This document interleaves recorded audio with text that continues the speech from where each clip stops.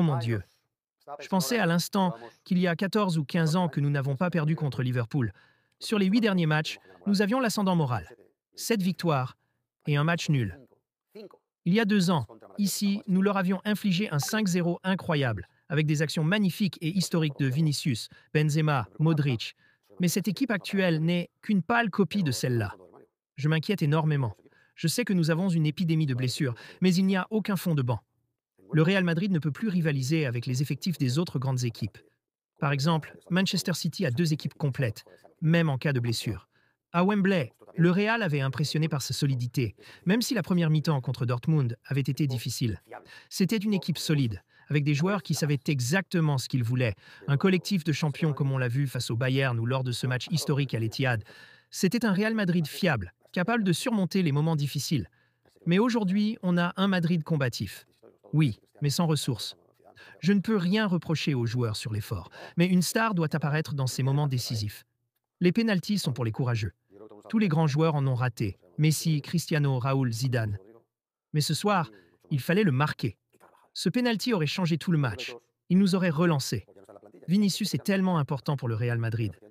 Et quand lui et Rodrigo jouent ensemble, l'équipe devient beaucoup plus intimidante. Carvajal, Vinicius et Rodrigo font énormément pour cette équipe. C'est indéniable.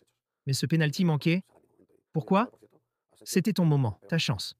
Tu avais le couloir gauche pour toi, et tu ne l'as pas exploité. Je le répète, rater un pénalty peut arriver, mais ce soir, tu ne pouvais pas te le permettre. Liverpool était meilleur. Ils ont eu 3 ou 4 occasions claires. Mendy était impuissant face à Salah, mais le jeune défenseur, franchement, a fait son boulot. Il a sauvé un ballon sur la ligne et a été solide dans ses interventions. Mais le Real Madrid, champion d'Europe en titre, est désormais 24e.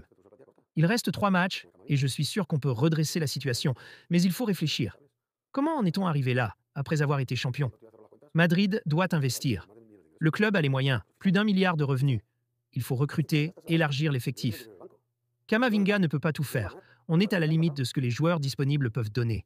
Je ne veux pas que l'argent reste dans les caisses. Je veux voir des victoires sur le terrain, comme celle de l'an dernier. Si tu as un penalty, marque-le. Cette nuit aurait pu être la tienne. Avec les blessures, tu avais l'occasion de briller, de montrer que tu es prêt. Tout le monde voulait que tu réussisses. Mais rater ce penalty à 1-0, c'est inacceptable. Heureusement que Liverpool n'a pas aggravé le score. Le prochain match à Bergame contre l'Atalanta est une finale. C'est une finale. On doit retrouver l'esprit des derniers matchs contre Osasuna et Leganés. L'équipe doit se souder, resserrer les lignes, retrouver sa cohésion.